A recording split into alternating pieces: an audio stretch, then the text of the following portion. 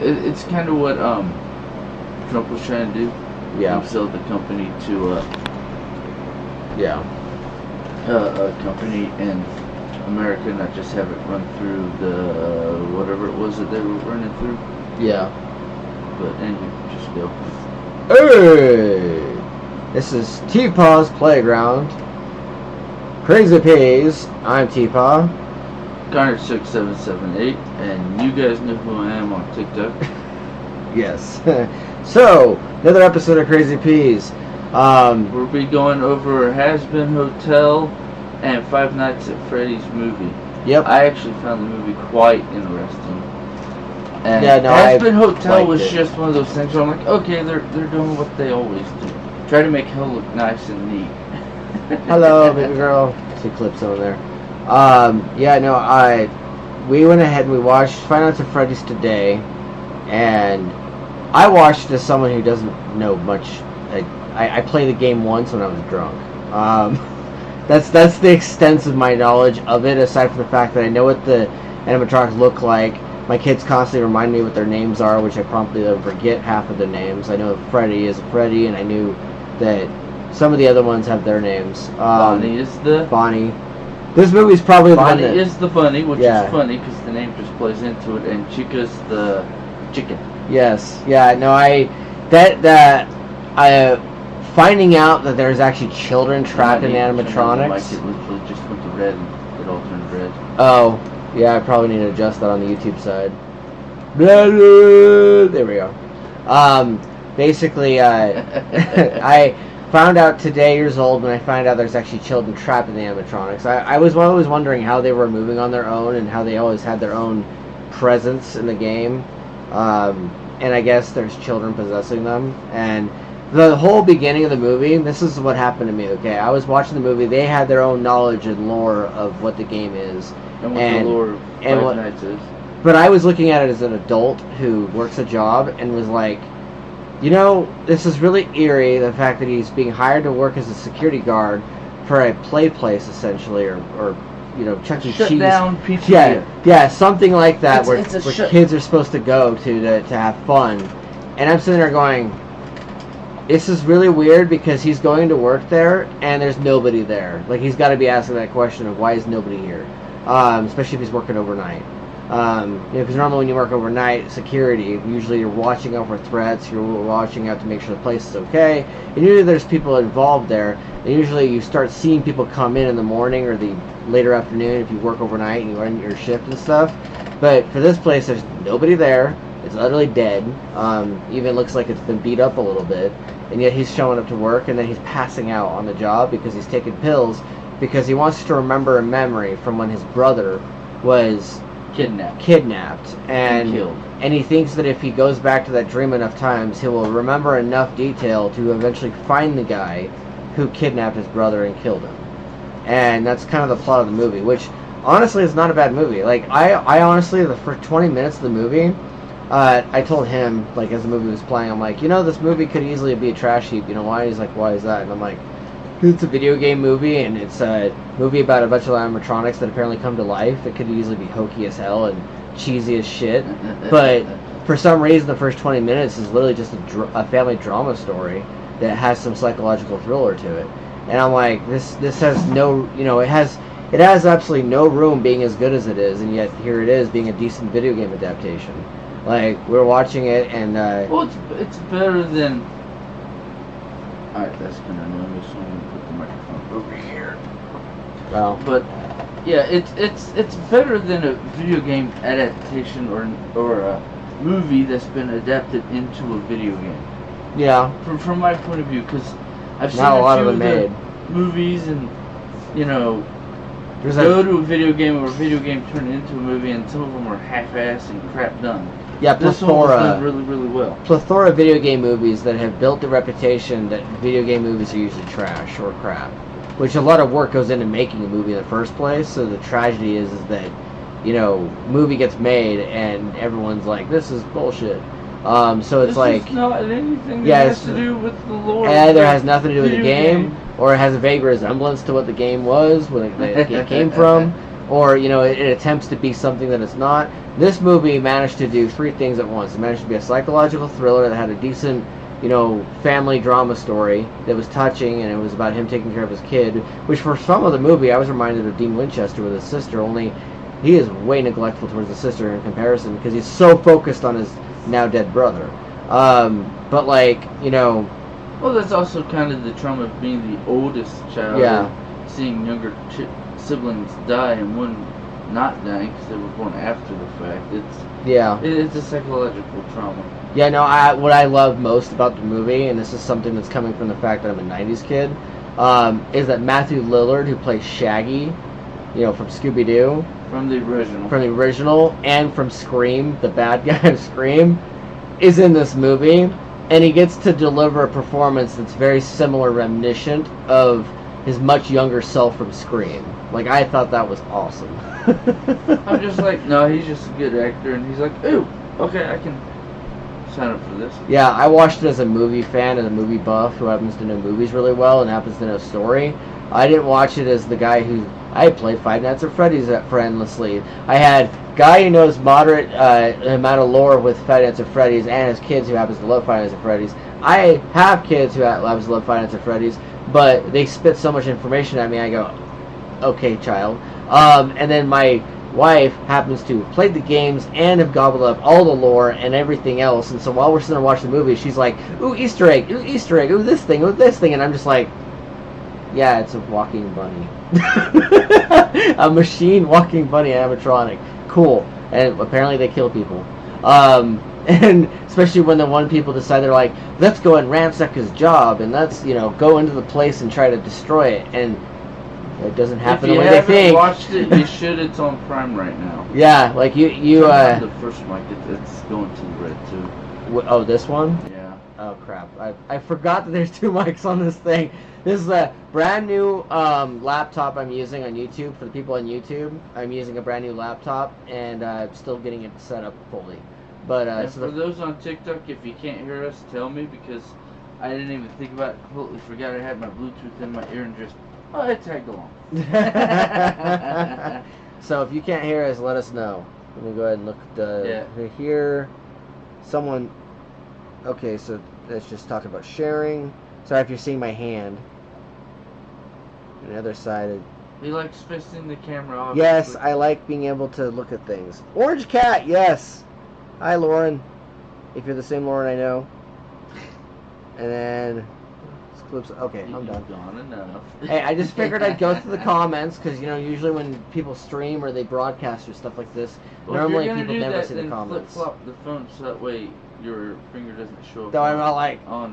Yeah. Just flip the phone. Yeah. Literally, just flip it over. Yeah, thank you guys for showing up. Thank you guys for tuning in. Like I said, we're going to be talking about Five Nights at Freddy's, the movie.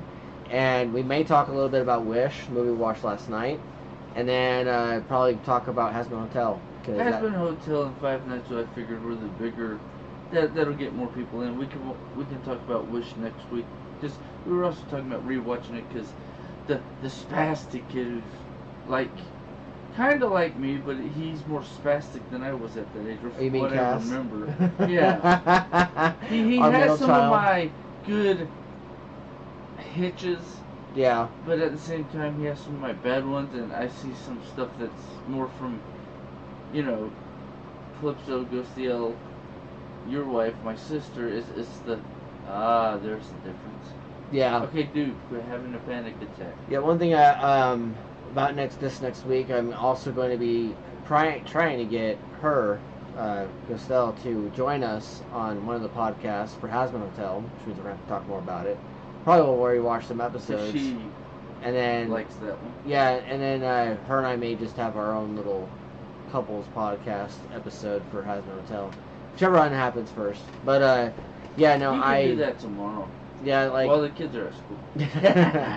Yeah, like I don't know. I really liked the way Five Nights at Freddy was, which is surprising because when he's like, "Let's watch Five Nights at Freddy's," and I'm like, story lore okay. in it.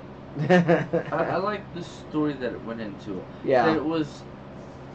You could tell they gave a shit. Don't talk about, but it was the kid who is supposedly in the first two games where it talks about the bite of 85. Yeah. His brother, I think, is the one who was the kid from that. I expected his brother to show up again near the end, like as one of the ghosts or whatever, and yet all he did was show up as a memory. Like I was expecting him to show up at again. the beginning where they showed the last security guard. They showed like one. They showed one ghost kid. They showed all five of them. Not the kid. But... I'm talking about the other security guard. Oh, you mean the first one? Yeah, at the very beginning of the movie, they got killed and put into an animatronic. Yeah, I remember that vaguely. Which kind of goes into the game lore. Yeah, I was expecting a lot more nods to the previous security guards, but they pretty much did it in the dialogue, because when she referenced the fact that there's been more than one security guard and that there's a high turnover rate, it's like, yeah, that's covered now. They all died or they all quit. And it's like, okay, I guess that's all we're gonna do with the security guards. But they were more focused on the drama, the family drama story, and the horror aspects of the movie, which is accurate probably to the game. Cause, oh, very much so. Because like with Five Nights at Freddy's, it's you spend 5 days, and when you're in there for 5 days, you try not to die, and if they'll kill you by the 5th day, before the 5th day, and then the game's over at that point. That's the extent that I know of it, and that's because I think I survived day 3. I was drunk. I've gotten up to day like 4. Yeah, I think it was day 3 or 4. And then it just eats my ass because I miss or don't hear something. That's why, I mean, we didn't do it today, but I'm not worried about it.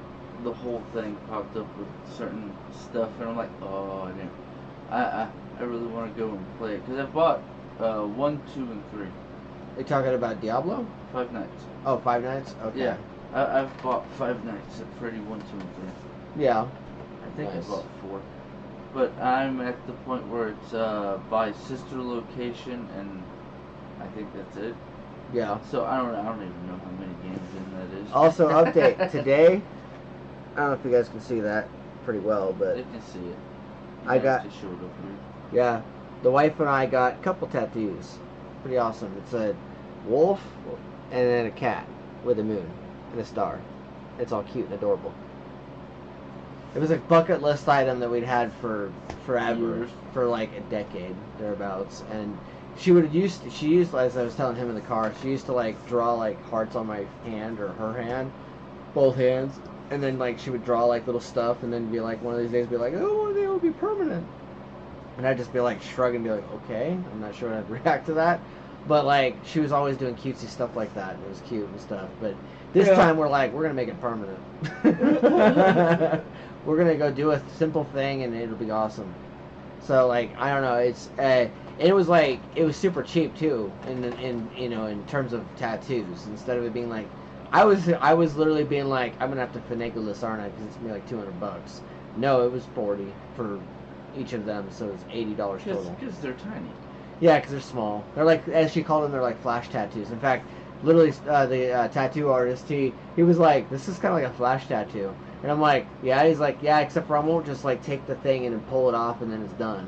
He's like, I'll have to actually put the needle to it. And I'm like, well, yeah, we know that. He's just like, okay, good. you know that.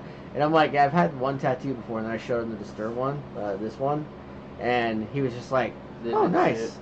He's like, oh, nice. And he even said he's gonna help touch it up at some point. So that's cool. You just gotta make sure you have a few bucks. Yeah. Just he'll have to re-darken it and whatnot. And then once you get it done with him, if he's a decent tattoo artist, he'll just touch-ups are free. Yeah.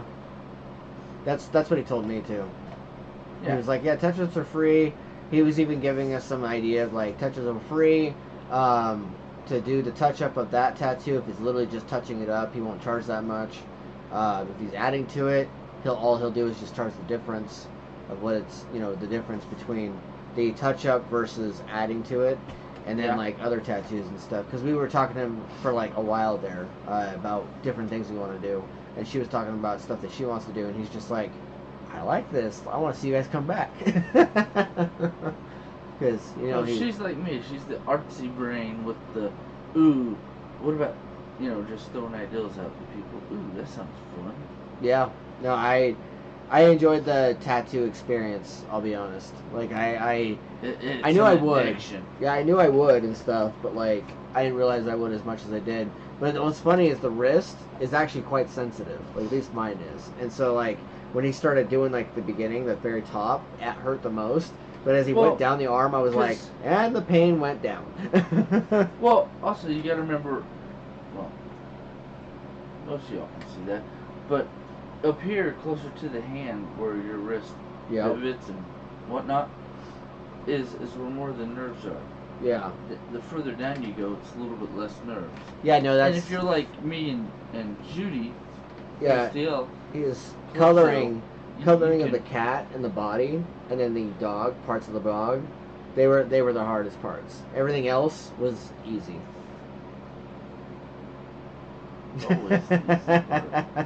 I was like, okay, so parts of that wrist, the very top of the wrist, are super sensitive and ow.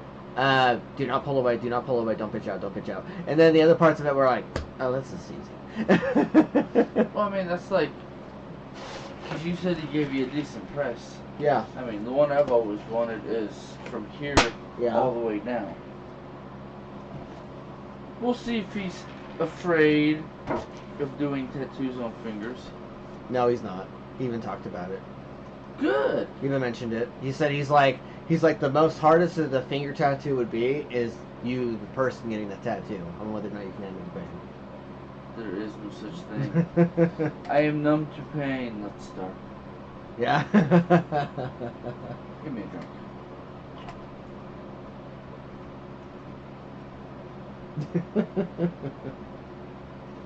I can feel it, but I'm alive.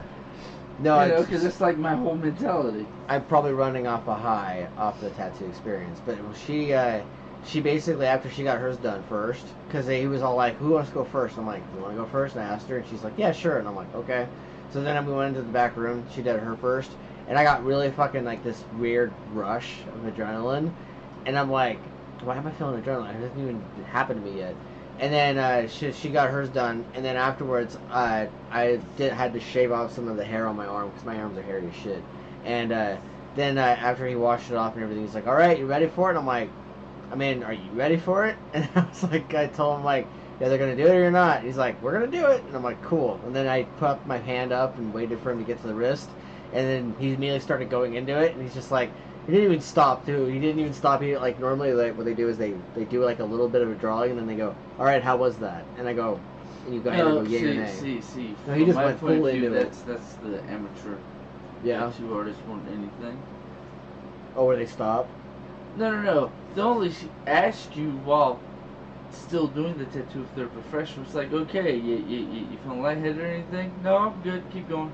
Yeah, no, he asked her if she was lightheaded. He didn't ask me. I was too calm and collected for him to even ask me. Like, apparently... Well, that's the benefit of being so goddamn in tune and stoic. It's like another needle. Yeah, no, that's literally what I was. I was just like... The most I showed anything was inside my shoes when my toes did the whole... And I was like going... And I like tried my hardest to hide it and everything. And... He was just all like, he looks up and he goes, all right, cool. And he just keeps going, and I'm like, he didn't even ask me if I was good. And then she asked me, she's like, you good, babe? I'm like, oh yeah. Keep going. And he's just like, cool, this is easy. And I'm like, let me guess, people freak out. He's like, daily. Well, if you don't have, and that's the funny part, people who get tattoos, it was always like, yeah, those are, rough and tumble people. It's like, well, you kind of have to be to get a tattoo. Yeah, because you've got a needle that's puncturing your skin multiple times. Repeatedly in like a second. Yeah, and basically it's like, he like goes, and then as he's moving down, he'll like bounce between different parts of the wrist, because he didn't just do it in one place either. He would bounce around to different parts, and he'd start doing the line work on the outsides, and he'd start coloring it in, and he was just like, and then he'd have to hold it like this at an angle, and then start going, because he has to like try and drive it into your skin, and your whole time you're like, it's not even driving it into your skin. It's okay. I got the lines that are up and down. Now, like a good artist, to fill it in properly. Now I gotta go this way, and then this way, and then this way. That's essentially what he did. Yeah. Yeah, it's literally just especially if it's just black, it's just darkening it in. All I did was just look down at my wrist and see where he was at and go, okay, and then look back up, and he just kept talking. Because I could tell where he was at. I was like, okay, so he's that part. Okay, keep going. Look down. Okay, that's where his progress is. Okay, cool. Right? Because I watched her get hers done, and I'm like, this is going to be a cakewalk. No, but if you can do my whole arm like I want, the dragon from the top all the way down, yeah. the weird part's going to be it going around the elbow. Mm-hmm. So like, that'll be fun. Have to like draw around your elbow and stuff, and get around that area, that little nook and cranny in your skin. No, not this way. No. Have it start before the elbow. Okay. Cross over, and then this is the hard part. Plus, you're also going to shave your it's arm. right on. No. Beforehand, I'll just take the hair buzzer. Just take a hair buzzer and just all up and down your arm. From shoulder down. Just like the I'll just do the most whole hairless, body buzz. Yeah, most hairless you've been in years. Depending on your viewpoint, yeah. Yeah. Because I literally was in the bathroom with the Bic razor, the little tiny bitch-ass Bic razor that you buy at like Dollar Tree. And I was like doing like this and trying to scrape the sides of it and everything. And I'm like this would have been so much more effective if I had my Harry's razor with me. The one that I get in the mail or whatever. Well, because I don't like razors. Because with my skin, with the charcuterie tooth, it's hard to shave. Yeah. So for me, it's like, no, I'll just take the regular and just clear the spots. Yeah. Just clear the whole arm, because I want a full arm. I want a full sleeve. And it's like, okay, let's do the outline first. Yeah. And as long as I'm good, we just start coloring this some bitch in. Yeah. Makes sense.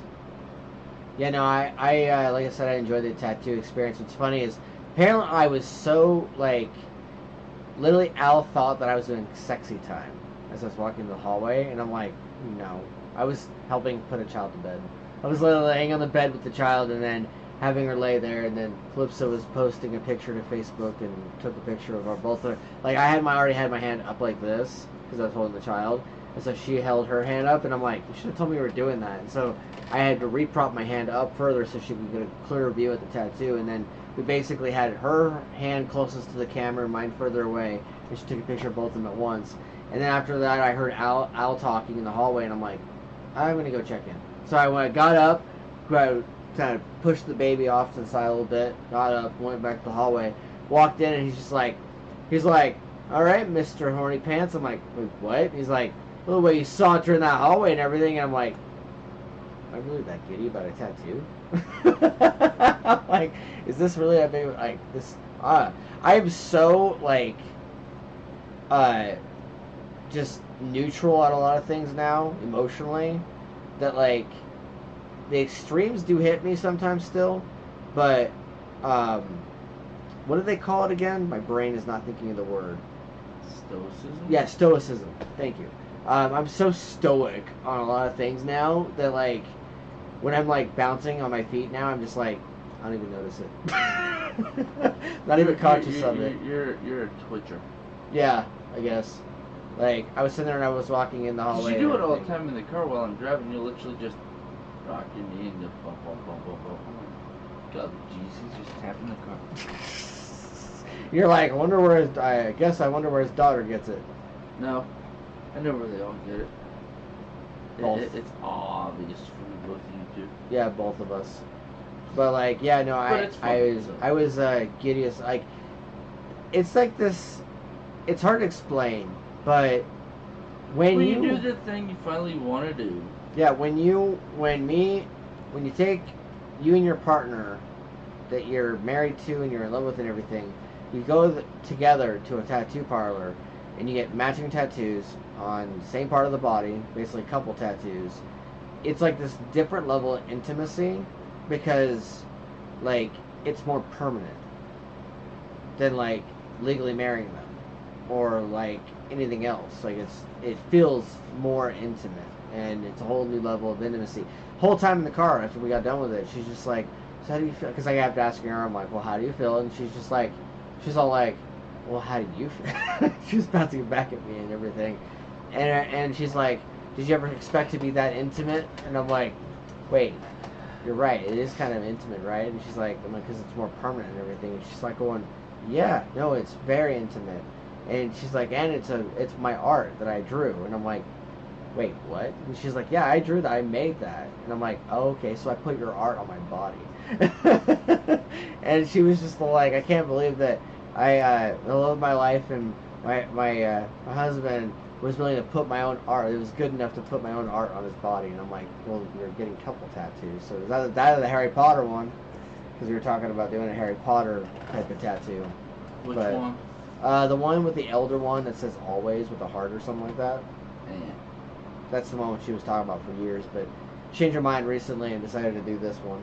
And I actually kind of like this one better. It fits y'all's dynamic better. I like this one better because it's like it clearly is, you know, me, her, and then the moon, which we both like the moon a lot. It's me and my moon photography, her it's loving with the moon, and then there's the star. For some reason, I thought on the picture that there was a heart involved, but then after he was drawing it and stuff, and he didn't put a heart, I was like confused. And I looked at the picture again, and I'm like, oh, that's right, they're probably making the heart. With the way their bodies are shaped and everything. So. You see what you want to see. Yeah, no, I for some reason thought there was a heart in there somewhere. Maybe because she always used to draw hearts all the time. But, yeah, no. That's a possibility. Yeah, no, I really enjoyed the whole experience with the couple tattoos. And if anybody out there is afraid of needles like I am or terrified of needles like I am, and you want to be able to get a couple tattoo with your partner or spouse, do it. It's fun. And there's a certain level of euphoria that comes with it, of like getting that type of connection to each other, because now every day that you'll look at them or that you'll look at your own arm or wherever you put it on your body, it'll always be there. And then let's say like you guys are cuddling or in bed together and having another level of intimacy, you'll have that reminder there that you guys did that together. So there you go. You ooey gooey boy. Yes. I told you I'm a hopeless romantic. I said it before. I'll keep saying it over and over again. Hopeless romantic, and I'm just giving you shit. Yeah, I know. Like even though like I come off as like cynicism, all those other things, and I'm super sarcastic, at the heart I'm just like romance. That's why a lot of times it's intermixed with horror and dark stuff. There's nothing wrong with romance. I think that's the issue with the current dynamic of dating the world, and bullshit. Yeah. It's like, why would you do that? Because I love that person. But I love that person. Just shut up, quit being a dick. Yeah, exactly. Especially like it's a common thing that her and I talk about all the time about how people get far more interested in the destruction of a marriage or the destruction of a relationship than they'll ever be interested in the formation of one or in the longevity of one. Because like they'll get like that glazed look on their face when you start talking about the success of a relationship, and they'll be like, oh, I'm tuning out. This is so mishy-gushy. But then the minute it's like gone bad or terrible, they're like, ooh, I'm rapt attention now. What's the drama? What's the tragedy? And you're just like, are we just like hyper fixating on how terrible everything is then? Is that what we like hearing about? it's the drama. It's the way the world is now. It's like I've said 1,000 times. It's the Luciferian clusterfuck we live in currently. Yeah, it's kind of terrible and tragic, really. Like I was sitting there thinking about it recently. I'm like, the time people are ever like happy to hear from us is when we're having issues. But the minute things start going well, they're just like, are you sure? Because they want it to be terrible. No, it's because you're doing better than me. How can I find a hole to poke in this? Yeah, no, seriously. It's like yesterday when we found out that the oil change was the main thing, aside from the starter, that was the issue with the vehicle, at least so far. Hopefully it stays that way. That was going on, and the whole time, a certain someone was like, "What about this? What about that?" And every time we were like, "Well, this and this, and X, and Y, and Z," and he's just like, "Did you fix the Pontiac?" And I'm just like going, "Oh, he changed tracks." And then I'm like, no, I did not, because the top priority was the van. It can no longer be fought on that subject, so fuck, here's something. Yeah, let me go ahead and poke this instead. Let me go ahead and be a dick here instead. And it's like, no, how about you celebrate the victory? Right. Celebrate the actual victory that happened, because a year ago you were drama. I mean, yeah. Yep. And I was just like, It going, is what it is. yeah, so that's some of our real life updates blended in with Finance at Freddy's. I got him a laptop. Shh, don't tell the world. He's been enjoying it. I mean, I find ways to use it and goof off and have my few minutes of just, there's nobody here, I'm not being able to do anything. Yeah, in case you guys are wondering, like, you're probably going, wow, you spent a lot of money, you got her laptop, and this, and it's like, bro, both her and my laptops are on payment plans, so as my paychecks continue to come in for work, money, right there. And his, bought outright. That way I'm not paying for two at once, and then another one on another payment plan. Instead, his, gone. Her and I's, as work comes in and I pay the bills, boom, boom, boom. Then I'm not using any of the other money. I see, there you go. I did it smart. I actually learned a lot of shit over the last year, so that's a good thing. So it's like people are, because I had a couple of people like raising their eyebrows because they're like, wait, you bought this and you did that, and how do you have so much money? And it's like, I don't. That's the trick. I learned how to manage it. Right, and if you manage your money properly, it works a million times better. Mm-hmm. Like, for instance, these tattoos weren't even that expensive. I was literally being like, I'm gonna manage to swindle like $200 or whatever, and then the guy's like, $80 total. I'm like, really? I spend more on Walmart. Cool. Well, that should tell you how shitty Walmart is. Yeah, no, it should tell you how shitty living is. Like, cost of living is horrendous. Like, we go there to get stuff that we need. We throw in a couple things that are, are just impulse buys that are like $10-20 or whatever. That's like not even the lion's share of what we got at Walmart, and the rest of it is just standard grocery shit or whatever that we happen to need for that week. And I walk out going, owie, that was like $150 or $200 or whatever, or food or whatever for that night. Well, you should be able the to next few get days. what costs like $300 now for like a couple weeks to a month of food. I used to be able to get for like 2 months worth of for $300. It was Yeah, way I cheaper. remember when I was a kid, $300 out of the entire household budget was for meat, and that meat was supposed to carry you for the entire month, and then maybe half the next month if you were lucky, if you structured it right. You had $300 for meat, and then you had $500 that was for everything else: milk, groceries, other shit, pasta, noodles. And I remember because we'd always have to carry the food into the house, it helped sort it out, and so we had a cabinet or a little filing system like that you guys have, kind of. It's a little different. It was a little different. It was like metal and shit. But basically you'd pull the drawers out, you'd stuff the noodles and the pasta in there, and then every one of them was incremented.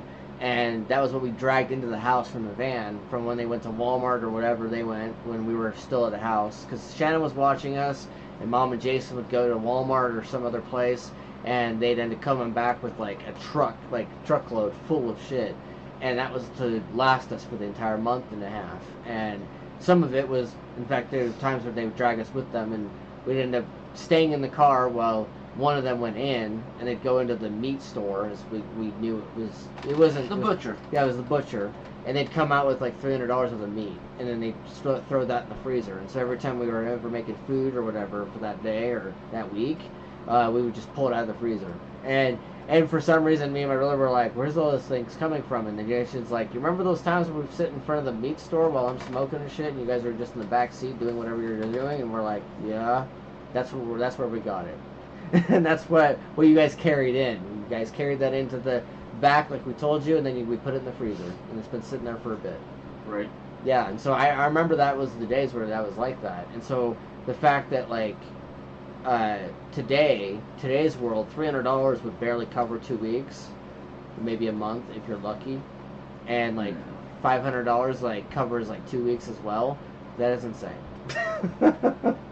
Well, because we were trying to structure this last year, and every single friggin' week that we got food stamps, or food stamps come in at the 15th, we would have to stretch it out. We would try to stretch it out as far as possible and manage to get it like a week or two before the next food stamps thing.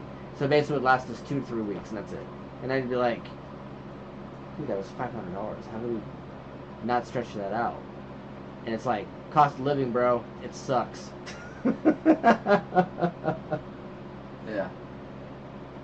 Basically, you're hearing me talk like as an average, citizen talking about daily living. About bullshit. Yeah. So anywho, HazbinHotel. Yeah, that show. What'd you think of that one? The opening was weird. Like, the pilot was kind of like a musical. I actually liked it. Yeah. I thought it fit for what it was trying After your initial to snack talk. put out. Well, no. That's still factual. Yeah, I mean... They're trying to make hell look all happy and shit. But it's also the dynamic of it. I understood and I enjoyed the story. Yeah. Even from the beginning. Because I always liked musicals. So, that's why I was a choir head. That's why I'm a soundbite. Yeah. An audio bite. I found it an I interesting prefer opening. sound and I don't want to miss anything. Every episode is like 24 to 30 minutes, so it's relatively fast. I'll have to revisit a lot of it again. But the opening episode was a pilot, and obviously, and it was a musical. But what happened was the first 5 minutes was literally just an introduction of characters like Angel Dust, and apparently Angel Dust really is over the top on talking about how sexual they are. And then you have, which is not a bad thing. You understand that? It was funny as hell. But at the same time, I was like, it's their trauma that they're. Yeah, no, they have a lot of sexual trauma. That was another thing that was part of the show that's very interesting, is that a lot of the characters have a giant, like, deeply embedded root trauma that drives their current present of their character, which is interesting because they're all demons or dead, like their souls. Like, not a single person on the show is alive, biologically speaking. They're all in hell or they're all dead. And it's interesting because you had Angel Dust, you had Husk, I think is his name, the bartender. I don't remember. You had Alistair, who is the... You have to look it up on your phone. Primary main contributor, aside from lady who owns the hotel. And the hotel, and it's interesting because we see a lot of back and forth between heaven and hell as far as what is worthy of being redeemed versus what is not worthy of being redeemed, and yet HazbinHotel is at the crux, the center of conflict of the crisis between heaven and hell, and Adam trying what makes a person yeah, worthy and what doesn't. Yeah, and then Adam trying to kill everybody versus not. And the whole point of HazbinHotel, according to the lady who leads the place, is that it's supposed to lead to redemption. It's supposed to lead to them going back to heaven. That was her original thought. Her original mission statement of HazbinHotel is it's meant to redeem you to go back to heaven. That's the whole point of it. To the point where there's an episode where they're on trial in heaven, talking about candidates that are at HazbinHotel that are residents, like Angel Dust, for instance, who, when they show the camera on him, he's literally between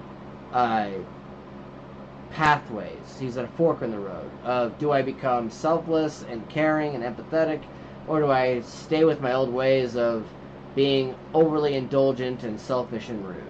And it was interesting having the people who are in heaven that are on the jury. Supposed to be. They're supposed to be, judging, this character. It was interesting watching a total hypocrite, aka Adam, judging them while the rest of the jury was watching, Angel Dust. And Angel Dust is, just totally unaware. He doesn't know he's being judged at all. He just knows he's at a bar and he's trying to decide what he's going to do. And he's got someone next to him who's trying to tempt him further. And he's actually saying no to all the temptation. And it was a weird, interesting character beat because in the first 3 episodes, he's like, my body was made to be exploited. And you're just like, well then. Like, this is funny. In a weird Well, I way. like how it went through the whole series. And it delved deeper into it on a couple episodes. How, literally, I own your soul. You signed a contract in hell, bitch. Yeah. Like, it was very interesting how... And what's even more interesting is, how, like, in certain shows like this, you'll have, like, a main core bad guy or a main core menace that is going on, and that person happens to have all the contracts or happens to have all the lion's share of everything, and everyone's trying to work to beat that person and get their souls back or whatever. No such thing on this show. This show has no center as far as like who has all the contracts. It's all evenly distributed between different characters and their relations. Well, the main bad guy is Adam. Into it, an angel. About how, well, that's a whole different dynamic we can go into on another episode. But yeah, that's where his conflict is.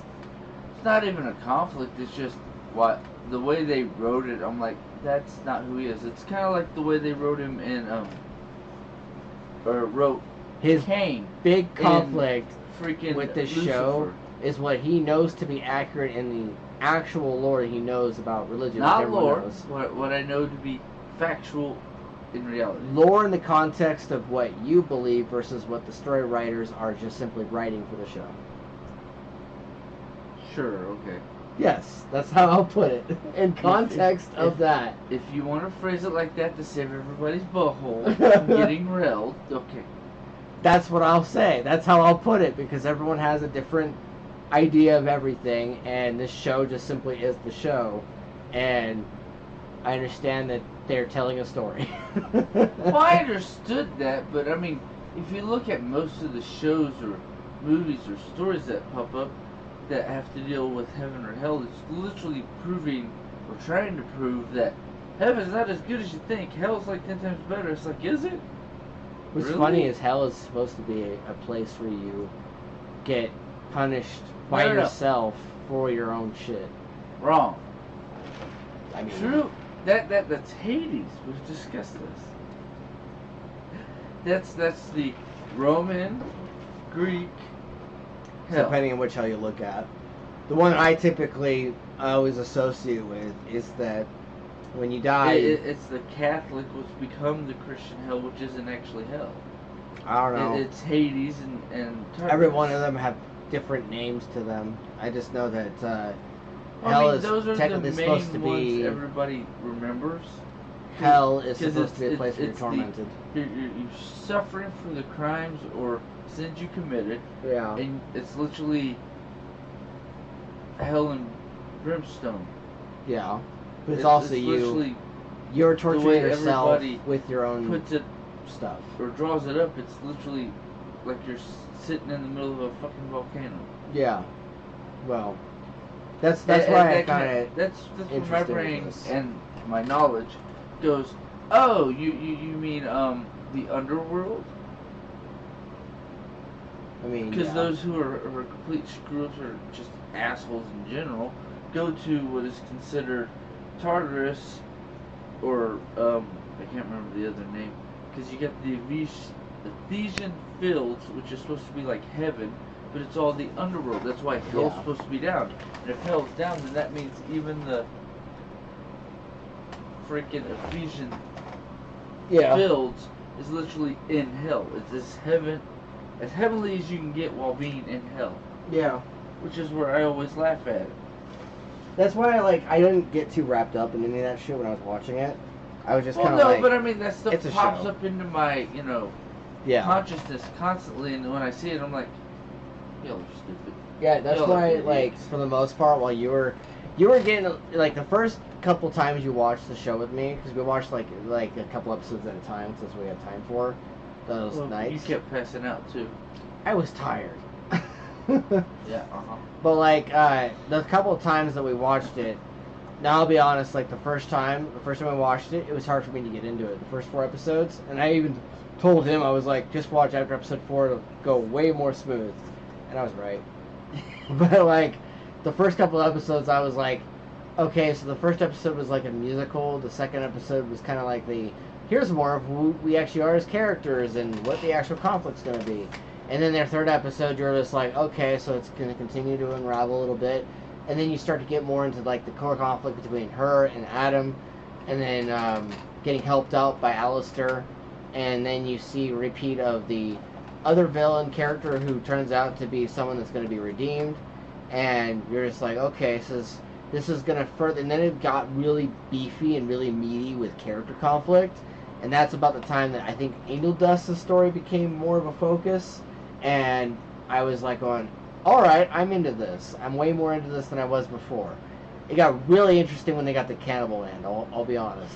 When they got to the Cannibal Land, that was cute and adorable. Which is funny Yeah, 'cause when they they're went there, cannibals. my brain went home.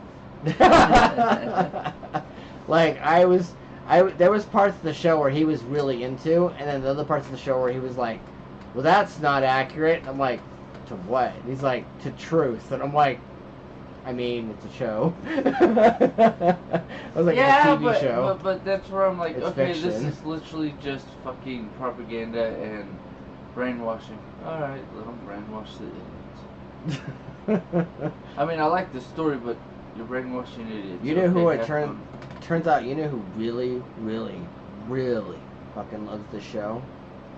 Other than your wife? Yeah, no, she likes the show. She loves it. But you know who's hyper fixated at so much that they keep sending me like 800 GIFs at a time or memes at a time? Nico. Yes. Of course. Nico literally is talking to me as if I should know all this lore and background of every character. And I'm like, bruh, I watched the TV show itself. And Nico's like, well, then you got the Twitch streams, you got the Discord servers, you got this, and you got that. And I'm like, I watched the TV show on Prime. Leave me alone. I didn't do that. I didn't know I needed homework. Well, Here's your pop quiz, motherfucker. No. You know, if I sat down with Nico for like 2 hours, it ended up becoming a whole day discussion because we'd get so damn deep on how what they put in the show is not proper facts, but it's just a TV show, like you always say, and that, Yep. and to be the back and forth, and well, what about this? I'm like, that's pretty for the show. That's not the truth. Here's the truth. Yeah, it's a space and fiction story. Well, Lucifer's there. Actually, Lucifer doesn't live in what is considered hell by the Christian or any proper religion. Lucifer actually lives in the outer darkness so far away. The people you're actually dealing with in hell are the fallen angels, the Watchers. So made it fun. I also found it funny that Lucifer in this show anyway is a puppy dog. Like you get a flash of what you would consider expect Lucifer to be near the finale. Like in the finale conflict, you get to see a bit of the more of that devilish, darker side. But for the most part, he's a fucking puppy dog, and he's trying to make his daughter love him like more than Alistair. But yet Alistair and her have more of that closer connection type thing. And I think that kind of pissed off in episode I thought it was 7. Yeah, I thought it was adorable how they had that giant rivalry between Alistair and Lucifer, who I expected was Lucifer. In fact, first couple episodes, I was like, why do they keep calling him Alistair? And you're like, because that's his name. And I'm like, that's not Lucifer? That's not like devil or big guy? And he's like, no. No. And I'm like, the way they design him, the way they draw him, the way he's got a smile on his face all the time, you expect him to be Lucifer, and you're like, nope, that's not. That his name is Alistair, and I'm like, interesting, weird. And he's always got that radio voice too. He's got the radio filter on constantly. It's not a filter though. For him, that's just how he talks. No, I understood that, but like in my head, because I've been doing like the thing that's on the screen is called Snake of the Dam on the YouTube side of things. You've It's been the audiobook. doing the audiobook. Yeah, no, I've literally been editing it and tweaking and stuff, and so when I listened to when I was watching the She show, says a little bit more with the left nipple. yeah, when I was watching the show, I was like, well, I know what effect they used this time for the auto dub. they turned it just a tad bit up on that part, and then they turned it a tad bit down on the other part. I know what they did. I know what they did there. Uh-huh. In the audio mix. Well, I mean, I always find that stuff like fun as hell or just funny as hell. Just like he. Yep. And I just play with it. What's funny is remember how the first couple episodes I was like, this is gonna be a lot to get used to because it was this radio voice, and I'm like, because like it was all echoey and shit, but like everybody else was not echoey and shit, and I'm like, I'm gonna have to get used to that. Ah, the old school radio. Okay. Yeah. You're like, I don't like it. I'm like, it's old school radio. And then I still don't like it. And they spent like an episode or two with like TV guy and radio guy going head to head. And that was like one full episode. Yeah, and or like they had like of it, yeah. 2 songs that they both sang, where one wanted to be like the TV guy and the other one they basically wanted to be each other and have each other's jobs. It was so weird. And I was like, well, TV guy wants to have the fame that radio guy used to have. Yeah, and radio guy's just like, radio killed the radio star. Radio killed everyone. Yeah. I was there for the fun. Yeah, I found that, like, when we first watched the beginning of the episode, I saw the title, and I'm like, oh, that's a pun. And then, like, that's a play on words with the song. And then, like, throughout the episode, they literally made nod references, like jokes, to the actual song that came out back then. Yeah, but I think that sort of stuff's fun. Because, I mean, honestly, the only thing that's killed radio is not even TV. It's streaming. Yeah. Because you get all your music through whatever streaming app, or you can buy your music through whatever. Which for me was streaming super app. convenient, because I remember as a teenager and a young adult, I hated radio. So I like, loved radio. So why would I want to bother with something I didn't like in the first place? So like when streaming became more of a big deal, and you could literally create your own radio station essentially through streaming, I was like, well, this is easy and convenient. And then like suddenly out of nowhere, like all these radio stations are like, oh, nobody listens to us anymore. And I'm just like, well, you sucked in the first place for me. Actually, that was your dynamic. My dynamic is, well, that sucks for you. Looks like you're losing your paycheck. I don't care. Yeah. What's funny though is eventually it'll go back to that though. Like it'll go back to radio. I see a lot of things gonna start to return to what they were before. I mean, we're already there. Yeah, we're already in the formation of it. We're very back to the bullshit. The phone I got recently, that's a burner phone or Motorola, it has an earphone jack. They don't even exist anymore usually. But I have an earphone jack. And in my laptop, it has an earphone jack. At the Dollar Tree. Yeah. Yeah, I've got an earphone jack in the laptop too. So the earphone jack is coming back. I don't think it's coming back. I think it's just, especially if you're like trying to charge or do certain things, it's easier with a jack. Like with the Xbox and some of the PlayStation headphones, they have a jack. Mm-hmm. Jack it into your computer, the Xbox, the PlayStation, so that way if you're streaming, but you have to use your voice in game, it makes it a million times easier. Which is interesting because earphone jack headphones actually have better quality than Bluetooth. Depending on the depending on the build, yeah. Like I have a lot of really good quality on my Raycons, which Raycon. I have a lot of. Don't play with the mic. Okay, fine. I'll pull up mine. Raycon. I have a lot of really good quality with the Raycon headphones, but I like them. They work really, really well. Yeah, at the same time, the same token, you still get really, really good audio and probably better audio through regular headphone jack headphones if depending on how they build them. And I like both, to be honest, but depending on whether you're an audiophile or not, and you can hear the differences with the waves and everything, like I can. Well, that's like the gamers. Yeah. It's like, it's not 150 SPF. Oh, you need 60, dude? No, my eyes can tell the difference.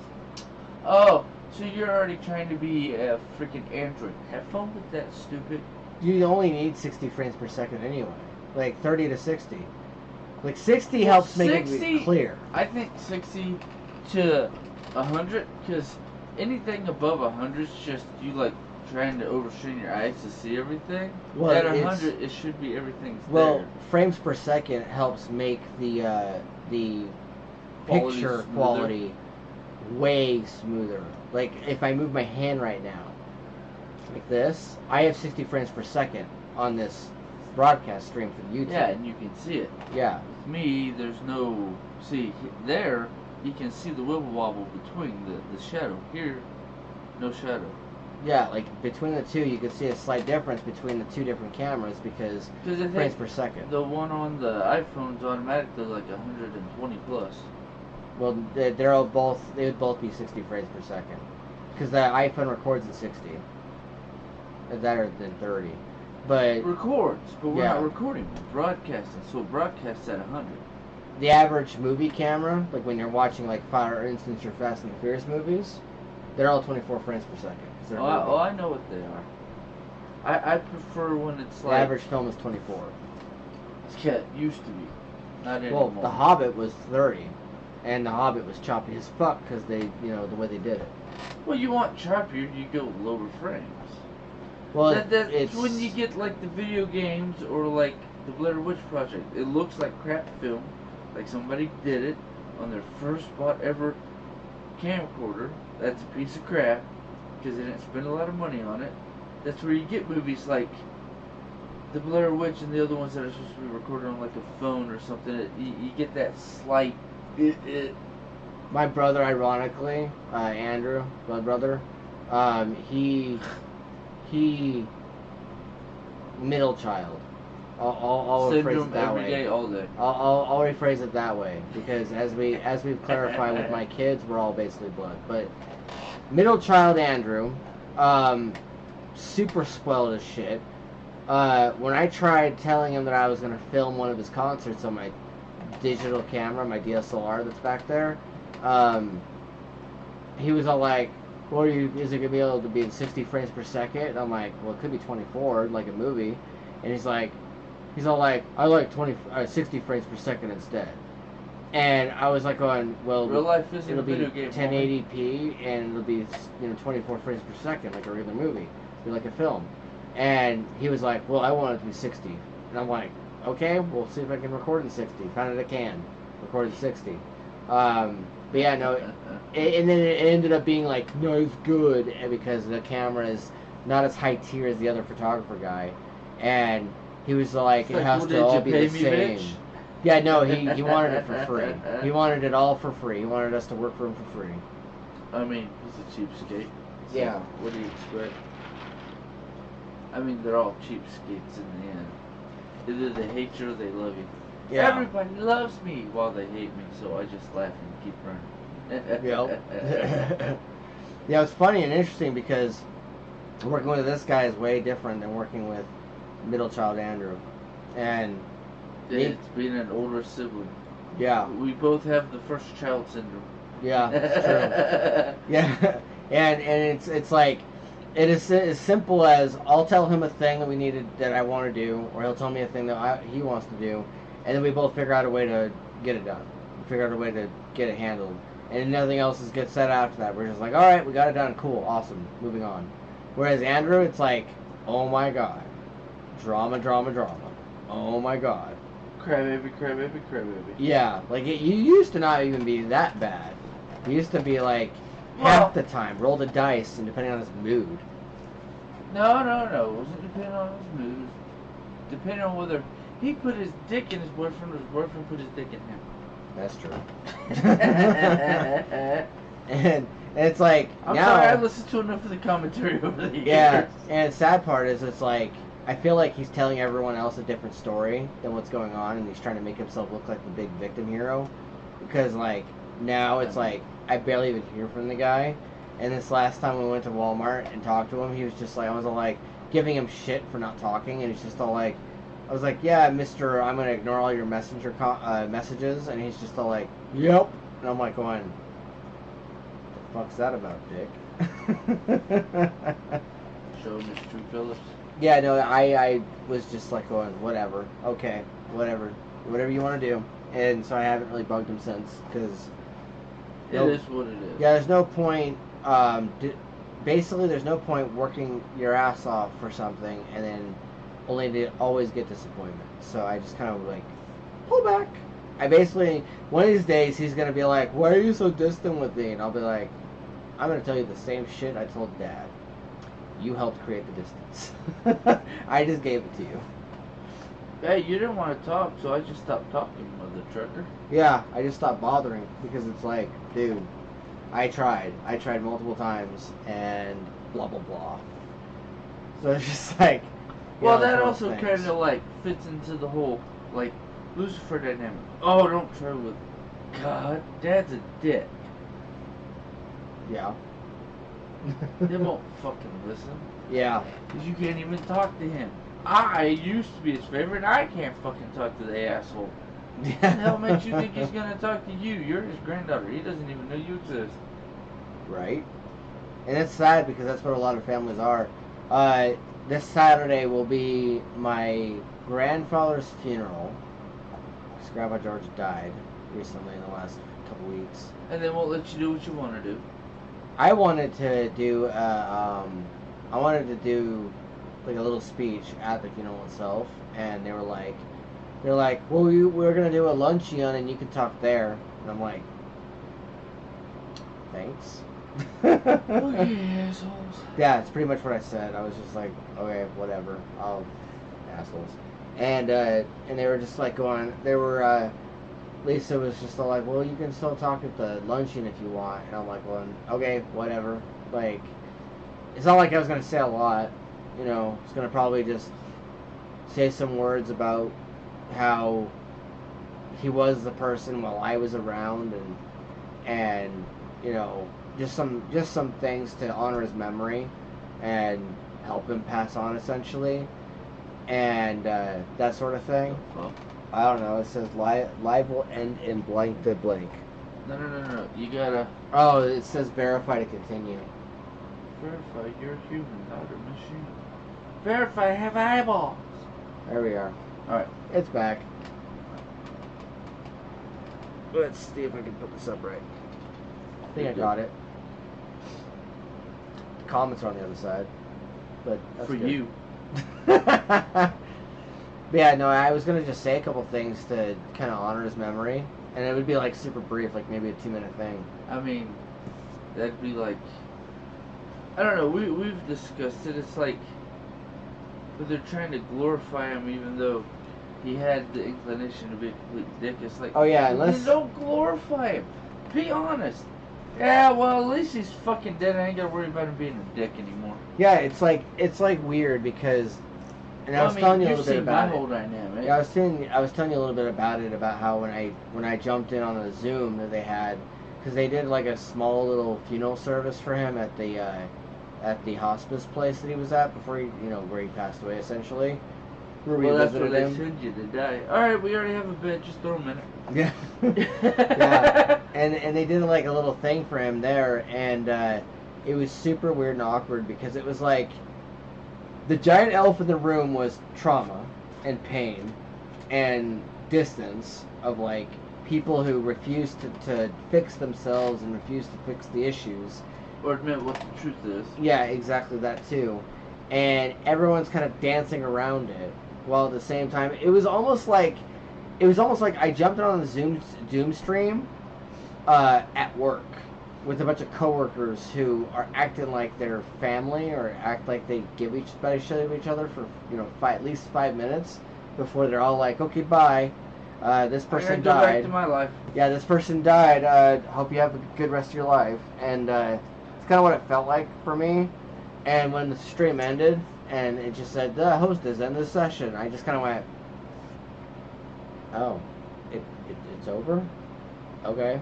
So I just went into the family chat and was like, and it ended apparently. I was like, I don't know what else to say other than that. I know that Tammy did some talking, and for some reason she was telling everybody about how she was one of the most connected to him. It was like the giant dick measuring pissing contest of who's most connected to Dad. And I was just like going, aren't you all siblings? Don't you all have like a connection of some sort? Who's the most connected? Not me, fucker. Like, instantly, first off, no, not it. Yeah, no, it was weird. And it's weird because I've been in a weird mental space the last couple weeks since he passed away and since before he passed away. Because I was like going, wait, am I mourning him or am I mourning the relationship I wish I had with him? Because it always depends. I hear on the you person. talking, and I hear your sister, my wife, talking all the time about your guys' relationship with Nanny, and then other grandparents you guys have had. And the closest thing I ever got to any of that was Nelda, and she was a using piece of shit. And after my childhood, I was like, Nelda over here, me over here, distance, because I didn't like the way things were back then. And while I wanted a relationship with my grandma, my mom's mom, wanted a decent one, and I craved a decent one, I also understood that with the way she was and who she was, if I had done that, she would have tried to live off of us forever, and she would have tried to bring bad things our way. And so I had to make the choice of, like, want to be able to have a relationship with my grandparent, but don't want it to impact my kids negatively or the wife negatively, especially after we start having kids. And I had to make that decision. And when I told my mom about it, she was like, "No, I completely understand where you're coming from, and don't even bother with trying to do any of that because you're not going to be able to get what you want, even if you tried." And then after Andrew was like, "Let's call her. Let's check up on her and make sure she's still alive." And that conversation did not go well. They called her up and they were trying to talk to her and stuff. And the way that she was talking, I was like, wow, she's this old and she still hasn't worked through all that shit yet. Like, there's a plethora of baggage for that lady. And she's old. Like, she was in her 60s, 70s. Those who are shitty have a shitty life. Yeah, like, I was surprised by that. Because for me, it's like, you think that people that get to that age, that they've worked through their shit. And that they've worked through it, and then they've journeyed, and they've gained some wisdom. You'd think so. You would hope. Yes, you'd hope. Yeah, no. And then you find out that you're disappointed. I don't hope for anything. I know what the outcome is. It's like, well, I'll just take the bullets while I'm getting shot. Fuck it. Yeah. Galaxy, the stream is 50 frames per second. Right. Yeah, that's what I was looking at earlier. That's why I said, well, at least you got 60. Yep. But, like, yeah, no, I find it weird and strange how everything goes in our life right now. And how, with him, the stories my dad told us constantly growing up are true. Grandpa was not the greatest person growing up. And Tammy confirmed a lot of it. And so it's weird that they're doing, like, this thing where they're trying to ignore the bad stuff. The asshole in the room. Yeah, they're trying to ignore a lot of it, which I can understand to a certain point because they try to give me shit for trying to acknowledge the positives of my mom. But the difference is that I can see between the two is my mom, before she even remotely got anything sick or remote hint of Alzheimer's or anything like that, because she was 40, 43. She was your age, currently. You were younger. Don't remind me. But, like, she was in there. You guys were in that right now. Currently, where you're at is where she would have been. She would have been turning 50, and or close to it. And the fact that she'd worked her ass off really while Ariane was alive and while Ariane was here, because, like, she came to Utah and then we mended our relationship and everything, and my kid was born, and then the next kid was born, and the next kid was born. And throughout the entire time all that stuff was happening, we mended a lot of things, we worked on a lot of things, and I was able to have the post-grandma version of her, of, this is Nana version of her, versus what mom was, mom was as mom. And that's kind of how your dad and the aunts and uncles are looking at it. It's literally, well, at least he was a decent grandfather, even though he was a piece of shit dad. Right, and so what I'm trying to see is I think that's where they're going as well. Yeah, is I'm trying to be like, okay, well, hopefully he was a decent grandfather, because I didn't really talk to him that much while he was coherent. It was mostly just guy who walked around as a blob. I don't talk to you. If you want something, call me. As a blocky blob is how I put it. And then Tammy was like, yeah, no, he was basically a happy lump with his puppy and root beer and pinochle. That's what she called it. Basically, remember the movie Up? Yeah. The old man? That's essentially him. What he turned into. Yeah, that's what he was, essentially. Only with more Alzheimer's. Think about it this way, though. Who you are when you're near death's door, or what everybody perceives as you're about to die, is who you truly are. Yeah. Which hopefully that means he was a happy person. Just heavily marred by his own Bullshit.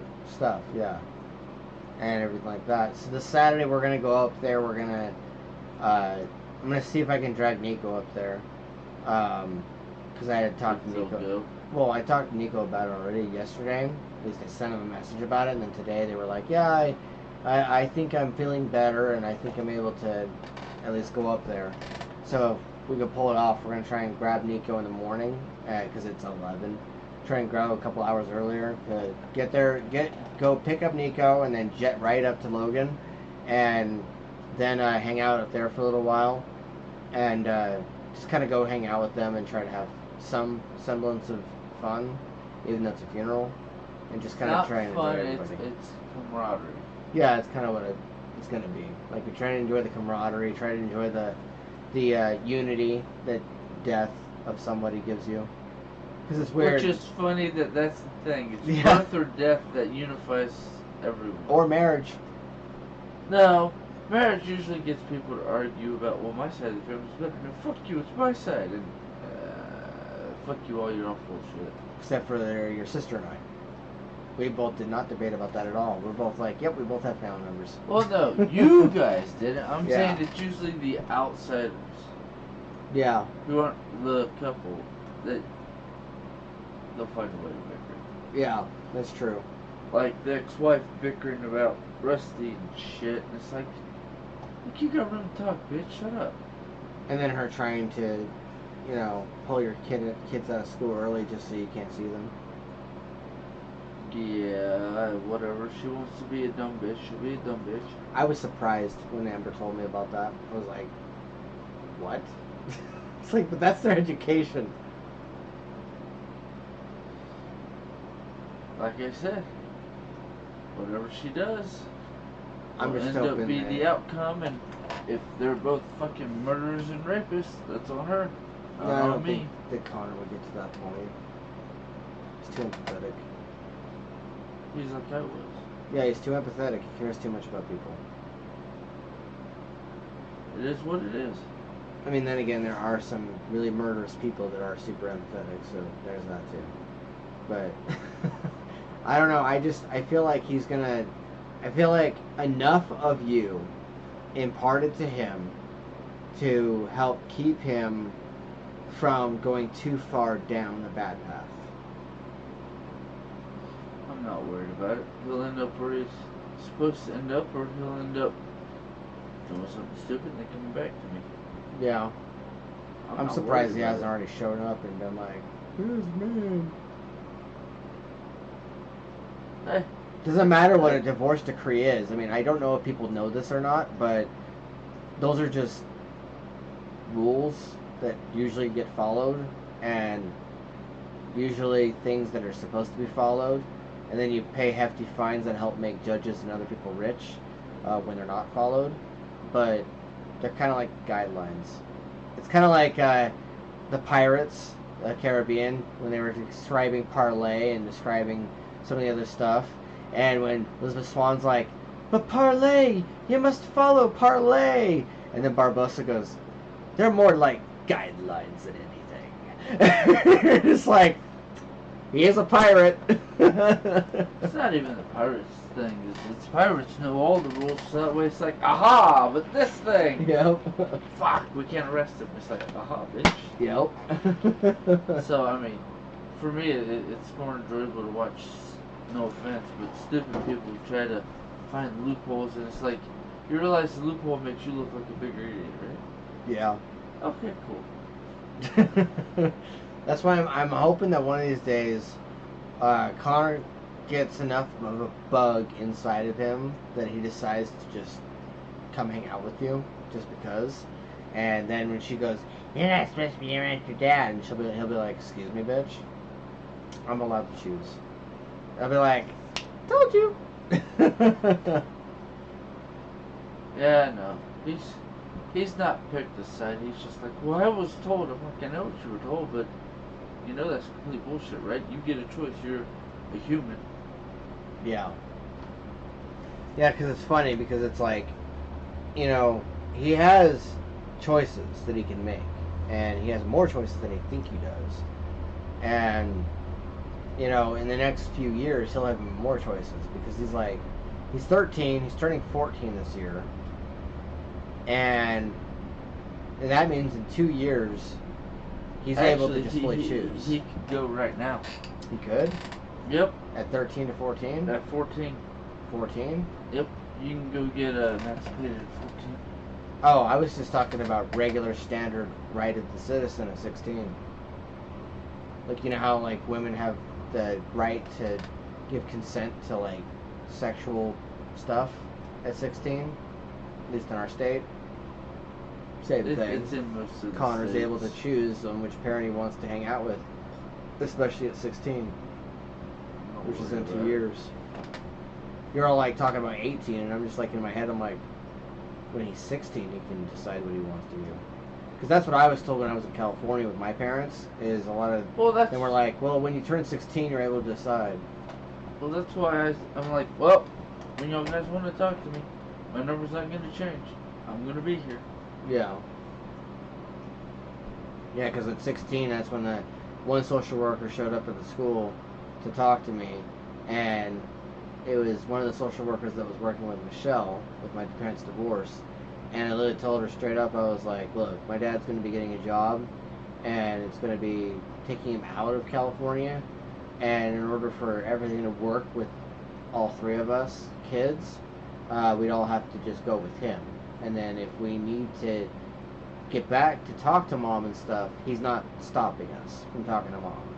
In fact, we've asked him multiple times, and he's said multiple times, he's like, I ain't going to stop you from talking to your mom if you want. I've never stopped you from talking to your mom. You want to talk to her?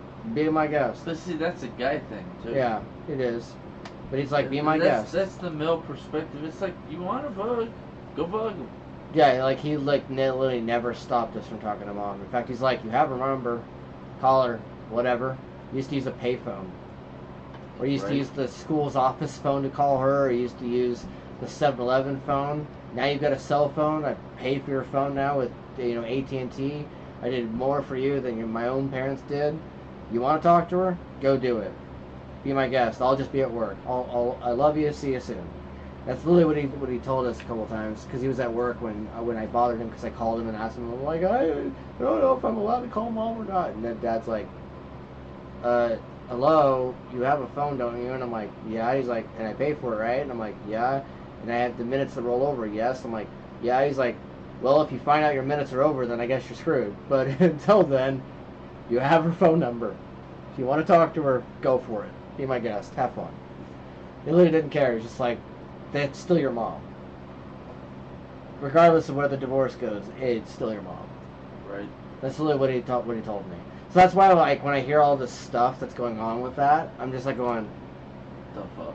Yeah, like, I literally am just like, she is being a sketchy bitch. Yeah, like, it was crazy. Because Dad never stopped us. He was just like, I pay for your phone. You're gonna... He's like, he literally put it this way. He's like, let me put it to you this way, kids.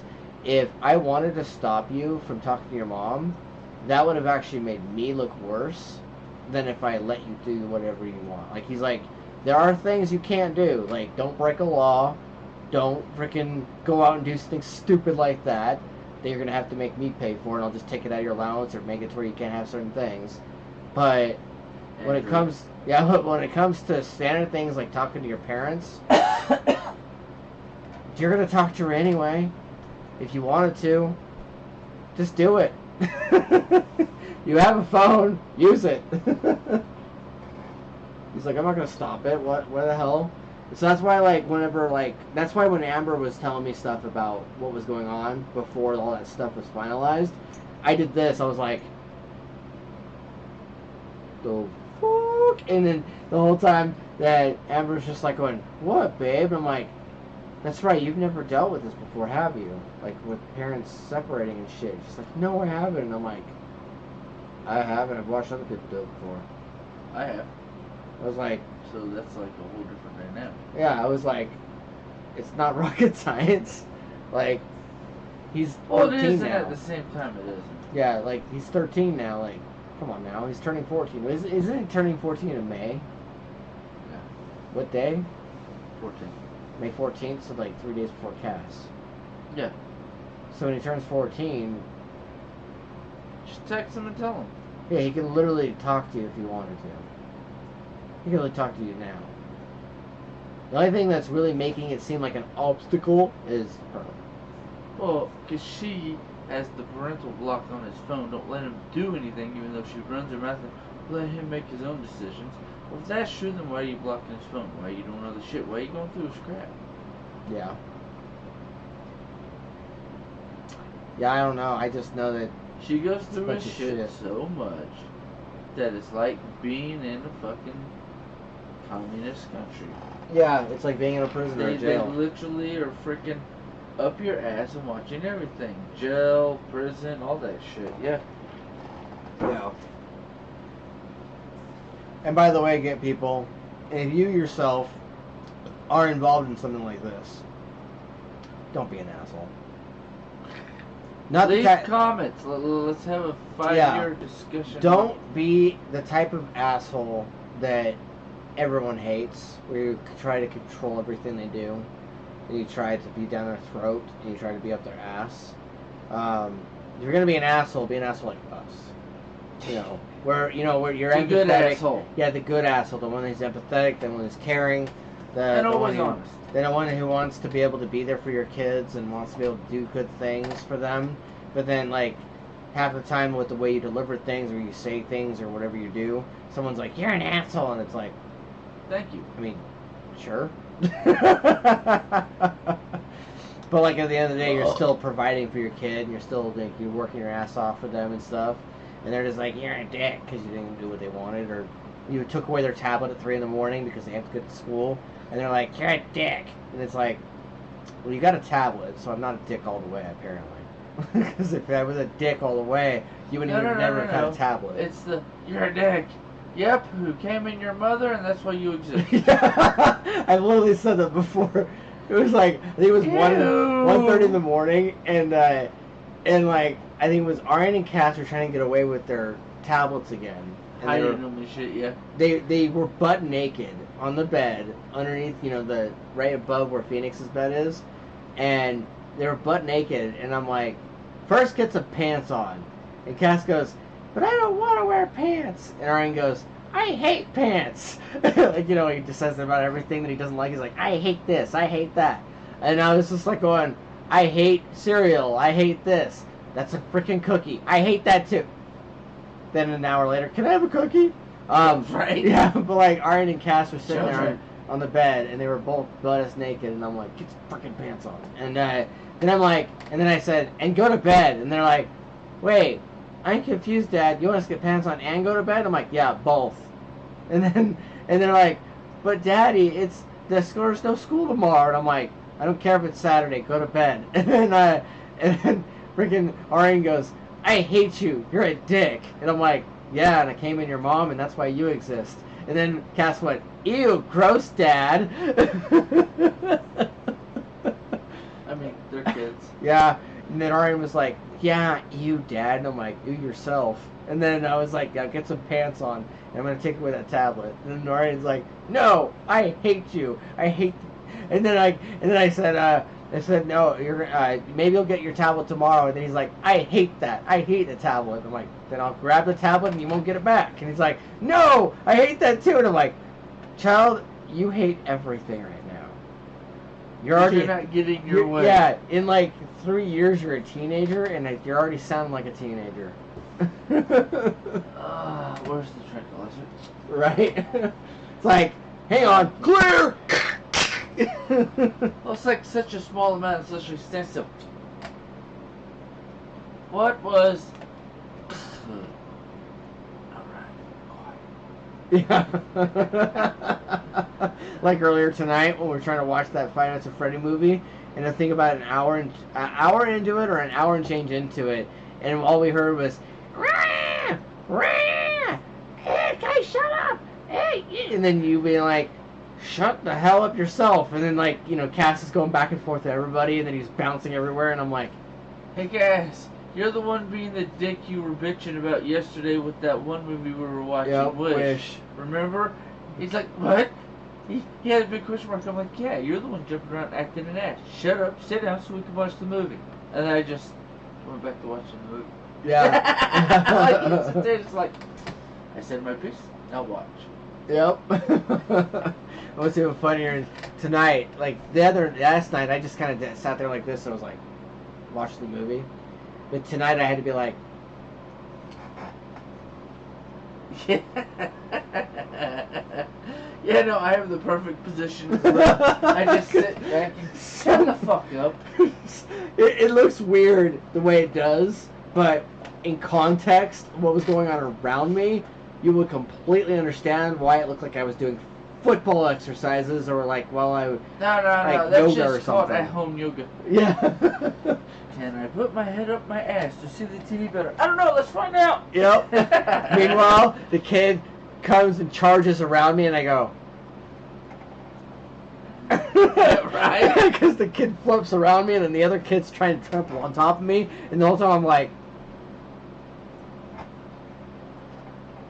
dodging them. It's like Castle's bitch. That was my spot. No. You told Sissy move feet, lose seat. You moved her seat. Yeah. And then when he took it, I'm like, okay, if you're gonna bitch that everybody keeps their seat, why are you in their seat? Scoot over here. I literally cracked the joke. And I then was she like, bitched. It's like, dude, he gave you enough room to put your butt there. Put the blanket. You don't need the blanket. Just sit down. yeah. At one point I was like, man, this is like doing movie calisthenics. And he just went right, and then wife goes, "Jeez, babe," and I'm like, "What?" I was like, "Is it wrong though?" It's not. I mean, kids are nuts. Kids drive you batshit crazy, even though we love them.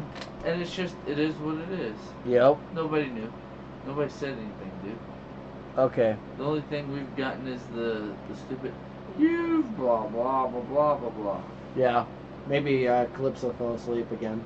I don't know. It's about 12:20, so I'm gonna go downstairs, hatefully put on my shoes to go out to my car because I need to grab the big white comfy socks for tomorrow. Yeah. So next week, what we'll do is we might continue a conversation about HazbinHotel and try to rope the wife into it.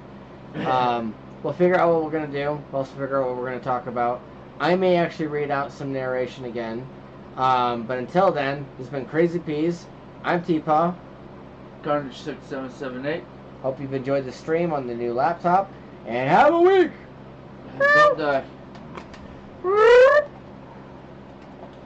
And my Bluetooth, please. Thank you, sir. Yep.